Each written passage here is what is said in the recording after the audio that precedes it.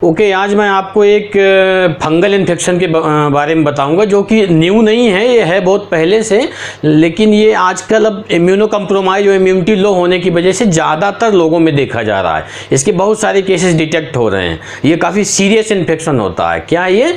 It is a rare but it is a very serious infections.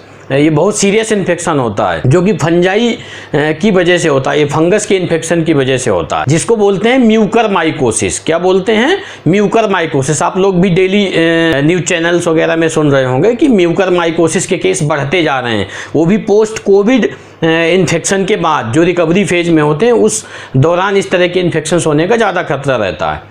और not only post Covid, कोई भी ऐसा patient जिसकी immunity बहुत लो है, इम्यूनो कम्प्रोमाइज है, इम्यूनो सप्रेसिव थेरेपी पे चल रहा है, उसको इस तरीके के फंगल इन्फेक्शन हो सकते हैं, कभी भी हो सकते हैं। तो ये होता क्या है? म्यूकरमाइकोसिस क्या है? बेसिकली माइकोसिस क्या है? एंड इन्फ्लेमेशन है काज्ड बाई फंजाई। माइकोसिस किसको बोलते हैं? An inflammation caused by fungi. इस फंगाई का जिसमें स्टडी करते हैं हम, फंगाई की स्टडी क्या बोलते हैं? माइकोलॉजी। फंगस की स्टडी क्या बोलते हैं? माइकोलॉजी। अच्छा, इस म्यूकरमाइकोसिस को प्रीवियसली कहा जाइगोमाइकोसिस। इसको एक दूसरे नाम से भी जानते हैं अपन, जाइगोमाइकोसिस के नाम से भी जानते हैं। It is a serious and rare fungal infection caused by mold called mucormycetes, generally genus mucor, rhizopus, absidia and cunninghamella. इस तरह की फंगस से म्यूकरमाइकोसिस ज्यादा होता है। इसका जो कॉमन सोर्स ऑफ इन्फेक्शन है वो सॉइल है, डैम्प वेदर या डैम्प या ओल्ड बिल्डिंग्स या डैम्प वेदर, नमी वाले एरिया में ज़्यादा ये फंगस ग्रो करता है। ये सॉइल से, डस्ट से ही शरीर के अंदर प्रवेश करता है। Depending upon the site of infection इसको कई तरह से बांटा गया है, जैसे राइनोसेरेब्रल टाइप का होता है। तो ये जनरली इफेक्ट कहाँ करता है? पैरानेजल एयर साइनसेस में, साइनसेस से, और उसके थ्रू ये होते हुए ब्रेन में चला जाता है। किबरी नाक से होते हुए, किबरी फ्रॉम प्लेट होती है, उसको क्रॉस करके ब्रेन में पहुंच जाता है। तो इस टाइप के इन्फेक्शन को क्या बोलते हैं? राइनोसेरेब्रल। ये सबसे ज़्यादा कॉमन है इम्यूनो कम्प्रोमाइज पेशेंट में, एंड जिनको ट्रांसप्लांट हो चुका है, इम्यूनो सप्रेसिव थेरेपी पे चल रहे हैं, and basically uncontrolled diabetic patient में, जिनका शुगर कंट्रोल बहुत पुअर है, हमेशा शुगर का लेवल 400 से 500 की रेंज में रहता है।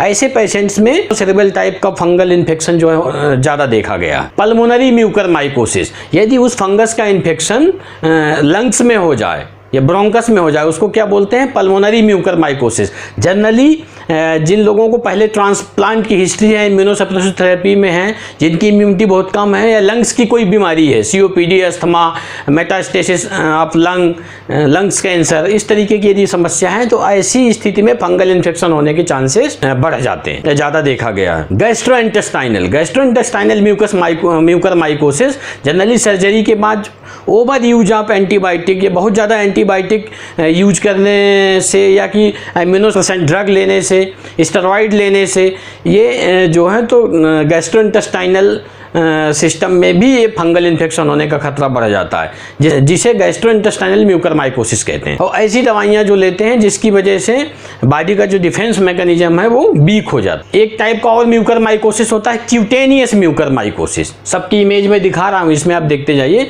क्यूटेनियस म्यूकरमाइकोसिस, बर्न हो जाए, स्किन का कट है, बर्न है, वुंड है, या सर्जिकल वुंड्स है, इसके थ्रू यदि फंगस अंदर चला जाता है डायरेक्ट और स्किन को इन्फेक्ट करता है, उसको क्या बोलते हैं? Cutaneous mucormycosis. इसके बाद होता है डिसएमिनेटेड म्यूकरमाइकोसिस। इसमें क्या होता है कि वो फंगस ब्लड वेसल्स को पेनिट्रेट करके ब्लड स्ट्रीम में चला जाता है, ब्लड फ्लो में चला जाता है। When the infection spread through the blood stream and infect another part of the body like liver, kidney, heart, brain, इस तरह का के इन्फेक्शंस को क्या बोलते हैं? डिसएमिनेटेड म्यूकरमाइकोसिस। साइन एंड सिम्टम्स क्या हो सकते हैं? क्या क्या साइन एंड सिम्टम्स मिलेंगे अपने को देखने में? Mucormycosis frequently affect the sinuses, then brain and lungs. Most serious form of mucormycosis is disseminated mucormycosis. इसमें क्या होता है? ब्लड के क्लॉट्स बनने लगते हैं, है ना, क्लॉटिंग होने लगती है, ब्लड सप्लाई जो है तो डिजिटल पार्ट को रुक जाती है, जिसकी वजह से पूरा पार्ट ब्लैक हो जाता है। सेल डेथ होने की वजह से पूरा पार्ट ब्लैक हो जाता है। सिम्टम्स जो है इसके डिपेंड करते हैं कि from where the fungus is growing, किस साइड पे जो है तो फंगस ग्रो कर रहा है, उसके हिसाब से इसके सिम्टम्स होते हैं। जैसे राइनोसेरेब्रल है तो यूनिलेटरल फेशियल पेन होगा विथ स्वेलिंग के साथ में, यूनिलेटरल फेशियल पेन होगा, हेडेक होगा, फीवर होगा, नेजल एंड साइनस कंजेशन होगा, ब्लैक लीजन्स होंगे ऑन नेजल ब्रिज पे। और इन्फेक्शन कहाँ होता है जनरली इसका? Upper portion of the oral cavity, upper portion of the oral cavity में भी इसका इन्फेक्शन देखने के लिए मिलता है। पल्मोनरी म्यूकरमाइकोसिस है तो जनरली क्या होगा, आपको कफ, कोल्ड, फीवर के साथ में डिस्निया, शॉर्टनेस ऑफ ब्रीथ मिलेगी। यदि क्यूटेनियस म्यूकरमाइकोसिस है तो सीवियर पेन मिलेगा, बर्निंग, इचिंग, स्वेलिंग्स, इस तरह की चीजें मिलेंगी, ulcer, swelling around the infection site. इसके बाद आता है गैस्ट्रोइंटेस्टाइनल म्यूकरमाइकोसिस। इसमें क्या होता है? इसमें सबसे pain in abdomen, nausea, vomiting, blotting आप एब्डामिन विथ जीआई ब्लीडिंग के साथ में, जीआई ब्लीडिंग के सिम्टम्स दे सकता है पेशेंट। डिसेमिनेटेड जो है तो म्यूकरमाइकोसिस में क्या सिम्टम्स मिलेंगे? Mental confusion, mental state change हो जाएगा पूरा। इवन दो यदि इन्फेक्शन ज़्यादा है ब्रेन में तो पेशेंट में went into the coma and death final. इसके रिस्क फैक्टर्स क्या हैं? इसका रिस्क फैक्टर ये है कि अनकंट्रोल डायबिटीज है, ल्यूकीमिया है, लंग्स कैंसर है, ऑर्गन ट्रांसप्लांट हुआ है, लिवर सिरोसिस है, किडनी फेलियर है, किडनी ट्रांसप्लांट है, लॉन्ग टर्म स्टेरॉइड यूज कर रहा है किसी न किसी ऑटो इम्यून डिजीज के लिए। आजकल लोग फ्रिक्वेंटली जो है तो स्टेरॉइड प्रिस्क्राइब कर देते हैं और मोस्टली ऑटो इम्यूनिटी जो है तो डे बाय डे इंक्रीज हो रही है, तो हर तरह की कंडीशंस में स्टेरॉइड तो यूज करते ही हैं। तो long term use of steroid की वजह से इस तरीके के सेकेंडरी अपॉर्चुनिस्टिक इन्फेक्शन जो है होने का खतरा बढ़ जाता है।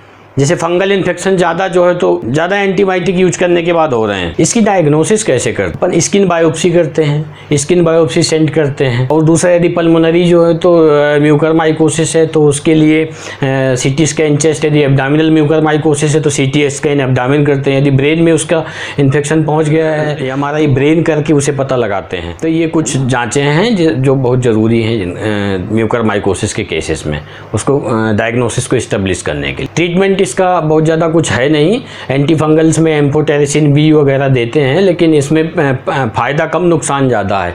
इन एंटीबायोटिक्स के साइड इफ़ेक्ट बहुत ज़्यादा हैं जो मैं आपको दिखा रहा हूँ, आप खुद देख सकते हैं कि इस एंटीबायोटिक के कितने नुकसान। एक और ड्रग यूज करते हैं लवसुकोनाजोल करके यूज आती है ड्रग, उसको यूज करते हैं। और इसके बावजूद भी यदि रिस्पांस नहीं आया तो मॉडर्न मेडिकल साइंस में क्या करते हैं, इसका डिब्राइडमेंट करते हैं। जो पार्ट सड़ जाता है, ब्लैक हो जाता है, क्योंकि ये सेल डेथ और नेक्रोसिस करता है, तो जो पार्ट ब्लैक हो जाता है उसमें इसका डिब्राइडमेंट करते हैं। सर्जिकल डिब्राइडमेंट बहुत ज़रूरी है। प्रोग्नोसिस इसकी बहुत ज़्यादा पुअर होती है। राइनोसेरेब्रल में लगभग 30 से 70% लोग नहीं बचते, मॉर्टेलिटी रेट है। और यदि डिसेमिनेटेड टाइप का म्यूकरमाइकोसिस है तो इसमें लगभग 90% लोग जो है तो बचते, 90% मॉर्टेलिटी है राइनोसेरेब्रल की। यदि पेशेंट को साथ में एक्वायर्ड इम्यूनोडिफिशियेंसी सिंड्रोम है तो उसमें मॉर्टेलिटी रेट 100%। अब मैं आपको, मेरा ये वीडियो बनाने का मेन मकसद ये था कि कोई भी इन्फेक्शन हो, प्रॉब्लम इन्फेक्शन की नहीं है, प्रॉब्लम हमारे अंदर है, हमारा इम्यून सिस्टम बहुत वीक है। तो यदि हमें होलिस्टिकली अपने आप को इम्प्रूव करना है तो उसके लिए होम्योपैथी में बहुत अच्छी अच्छी दवाइयाँ हैं, चाहे वो म्यूकरमाइकोसिस हो, बैक्टीरियल इन्फेक्शन हो, चाहे फंगल इन्फेक्शन हो, चाहे वायरल इन्फेक्शन हो, या कोई और उस तरह की डिजीज हो। बिकॉज होम्योपैथी में क्या होता है, हम किसी भी व्यक्ति का परीक्षण उसके माइंड के लेवल में, उसके सोल के लेवल में और बॉडी के लेवल में करके और वो सारी चीज़ें करेक्ट करने की कोशिश करते हैं। जो एक्चुअल काज है उस इन्फेक्शन को कैच करने का, आपकी इम्यूनिटी बूस्ट करते हैं होम्योपैथिक ट्रीटमेंट से। तो होम्योपैथी में इसके लिए बहुत अच्छी अच्छी दवाइयाँ हैं। यदि किसी को भी पोस्ट कोविड इन्फेक्शन के बाद इस तरीके के सिम्टम्स आ रहे हैं, यदि उन्हें लग रहा है कि ऐसा कुछ होने वाला है, इस डर से वो परेशान हैं, तो होम्योपैथी में वो ज़रूर हमें दिखा सकता है। Thank you.